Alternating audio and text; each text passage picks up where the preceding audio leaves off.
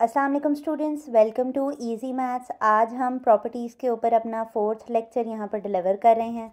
मैंने आपको पहले भी डिटेल काफ़ी बता दिया है कि ये प्रॉपर्टीज़ एक बहुत इंपॉर्टेंट रोल प्ले करती हैं हमारी एक्सरसाइज के क्वेश्चंस को सॉल्व करने में।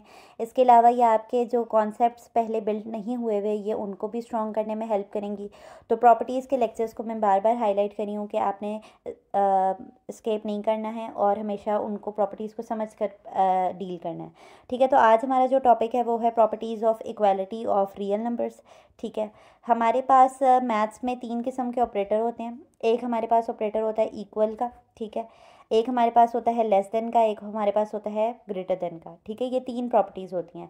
यानी कि बेसिकली या तो हमारे पास कोई चीज़ होगा इक्वल होगा, या फिर वो लेसर होगा, या फिर वो ग्रेटर होगा। 3 ही प्रॉपर्टीज़ हैं जो हमारे पास, 3 ही ऑपरेटर्स हैं जो कि पॉसिबल हैं। यानी या तो कोई नंबर किसी नंबर के बराबर होगा, या कोई नंबर उससे छोटा होगा, या कोई नंबर सामने वाले से बड़ा होगा। ठीक है, तो हमारे पास कुछ प्रॉपर्टीज़ हम पढ़ेंगे प्रॉपर्टीज़ ऑफ इक्वालिटी को, जिसको हम इक्वल कहते हैं, और कुछ प्रॉपर्टीज़ हम पढ़ेंगे इनइक्वालिटी को। जाहिर सी बात है, जब वो इक्वल नहीं है तो फिर या तो वो स्मॉलर होगा या ग्रेटर होगा, तो इन सिंबल्स को हम कहते हैं इनइक्वालिटी। ठीक है, तो आज हमने जो प्रॉपर्टीज़ पढ़नी है वो प्रॉपर्टीज़ ऑफ इक्वालिटी पढ़नी है।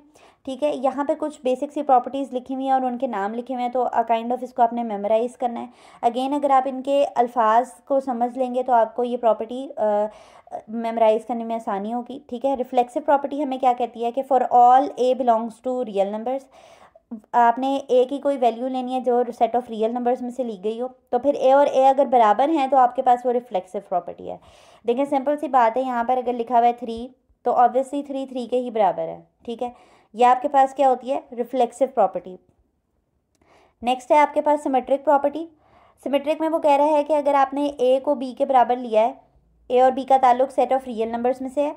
ठीक है, ए अगर बी के बराबर है तो फिर ये इम्प्लाई करना है आपने, इसको इम्प्लाइज का साइन कहते हैं। ठीक है, ये इम्प्लाई करना है कि ऑब्वियसली बी भी ए के बराबर होगा। यानी कि अब अगर मैं आपको एग्जांपल से समझाऊं कि 2 अगर 2 के बराबर है, यानी ए इज इक्वल्स टू बी है, तो ये इम्प्लाई करता है कि ये जो लेफ्ट साइड पे जो राइट साइड पे 2 है वो भी तो 2 के बराबर है। यानी ये एक बहुत ऑब्वियस सी बात है। ठीक है, तो सिमेट्रिक प्रॉपर्टी एक ऑब्वियस सी